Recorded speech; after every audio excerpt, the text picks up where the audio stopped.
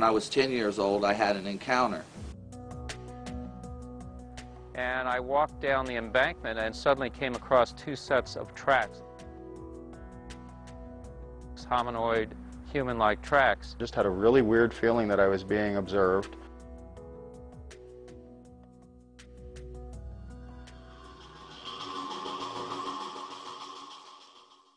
Well, I knew, first of all, that nobody knew we were going to be there, so I knew it wasn't a hoax. My brother and I were out hunting one afternoon, and he saw something in the distance, and I couldn't see it because the grass was too high, so he had to lift me up where I could see over the grasses, and about 100 yards away there was an animal approximately 7 feet tall, covered with hair like a bear, but it was walking on two legs, and we knew right away that what we were seeing was a skunk ape. And picked up the grocery bag, stood up, and then I saw this thing standing behind a lamppost where you could just make out a shadow. The only conclusion I could come to is that somebody or somebodies were walking out there without shoes on. I mean, these footprints were in the range of human size. Walking around in this wilderness area without shoes seemed very hard to swallow, frankly.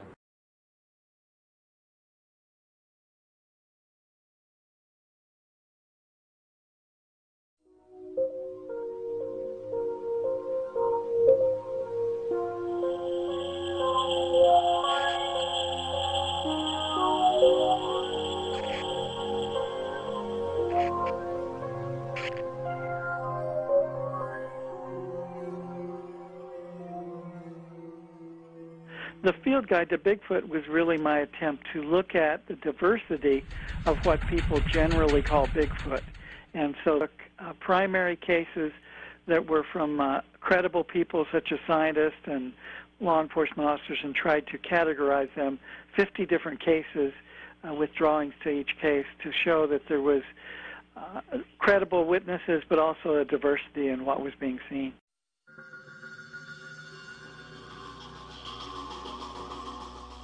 Physically, he is more human-looking than ape-like. The reason for the name skunk ape is because it smells like a skunk. He doesn't have the opposable big toe on the foot like a chimpanzee. His hands and feet are constructed very similar to a human's anatomy. There's lots of other features. White around the eyes is frequently reported. Now that could be white skin, because most of the time the people are looking into the sun as they're seeing the animal, so it could be white skin and not necessarily white fur. The head, among other things, of the animal sits higher on the torso, so it's capable of neck movements that the gorilla-like Bigfoot or the Sasquatch can't make without turning its entire body to look behind it. It can pivot its head like we do. So that alone makes me suspect that we're looking at a completely different species, and that uttered, I have committed heresy in the Bigfoot community by even suggesting that they are not the same animal.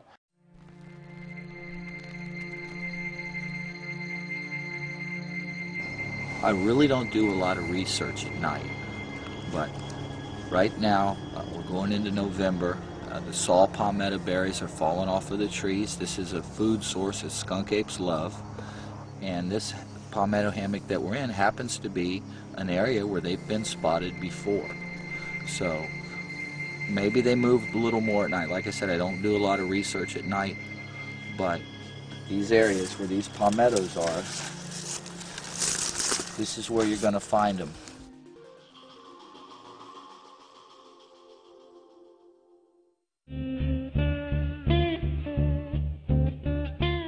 Well, they have seen several things about the skunk ape here that just are not explained. And I've never seen it personally. I know people who are considered experts in the subject, and they say he exists. I watched a videotape of it one time that was taken, supposedly, you know, NASA approved, you know, sent to NASA to be checked, make sure it wasn't a fluke. And what I saw was, I don't see how a man in a monkey suit could run across the prairie that fast. I believe it could go either way, because I've seen some pretty strange things out in the Everglades. The skunk ape, it exists. It's out there. I don't really believe in it. Now, there's people that do, and they say they've seen sightings, but I'm real funny about that. Some people have seen different things in pictures, and a lot of people swear they've seen him. And it might be. I don't know that.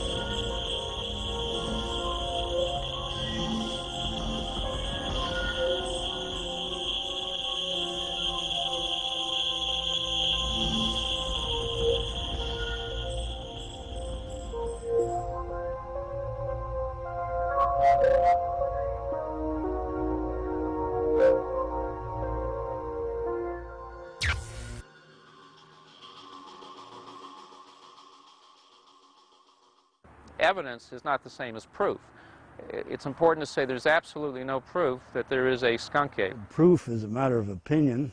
I believe that I have solid proof.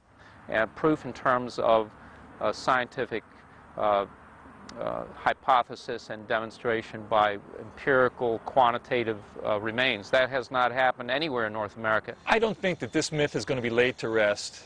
At least people are not going to stop believing it or really truly believe it until you find a carcass, till you find a bone or some real hardcore piece of evidence. Hair analysis has been done on the swamp ape, and this analysis has come back inconclusive. Definitely primate, but not necessarily human, and not any species we know of.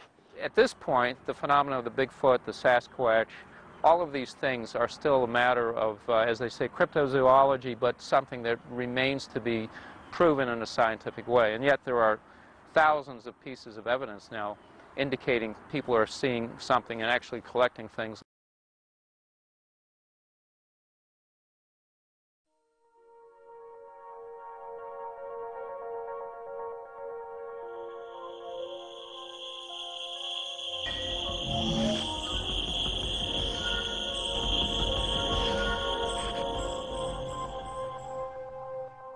The only search expeditions that I've been on as far as this creature were my own, made at my own initiative and my own expense. What I wanted to do was I wanted to fund 2 expeditions. One would be a scientific expedition into the Everglades to once and for all settle the issue and let the public know that these things do exist. And there really wasn't an avenue as far as animal research went that covered that type of expeditions. So I went to the Bureau of Tourism, and they gave me the money, and I was very excited.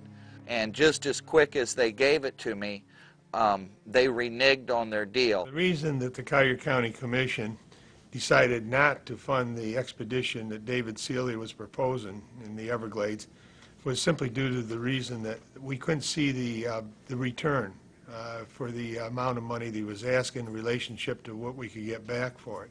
I really believe they were pressured by the National Park Service not to fund the expedition, because once again, I believe, in all honesty, the Park Service is trying to cover things up out here and hide them for some reason. The National Park Service has done nothing to look into whether or not the skunk ape exists.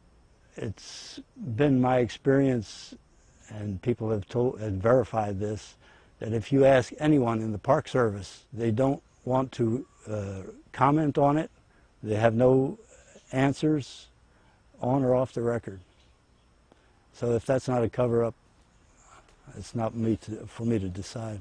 We haven't received any credible evidence to this point that it actually exists. And in the National Park Service view, our main goal actually is not single species management.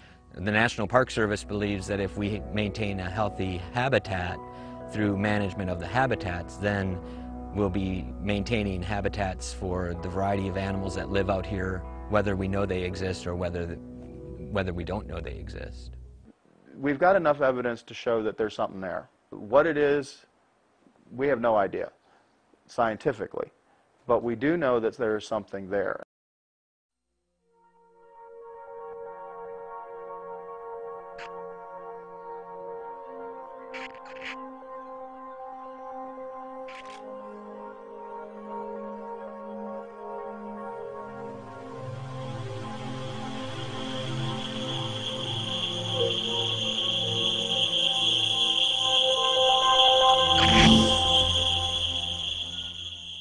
If the Bigfoot is real, obviously this is going to be one of the great scientific discoveries of the modern age. Failure to accept the fact that there's something on this planet that we don't know about is pure ignorance. You know, if in fact an animal like this existed and it were discovered, I think it would provide tons of information to a lot of things, to just the diversity of primates, you know, how something could evolve in a restricted or in a very isolated area. There are all types of evolutionary questions that could be answered here. It could be a tie to our linkage, to our evolution, how humans evolved. You know, could this be a missing link type thing? I mean, really, in my heart, I hope we find something like this. I think it would be a huge energy boost into science, into evolution, into behavior. I mean, there are all kinds of things that we can learn from an animal this large, this impressive, living in such an isolated, remote area, and avoiding human detection for so long. If that was in fact the case, that would be the story of the century.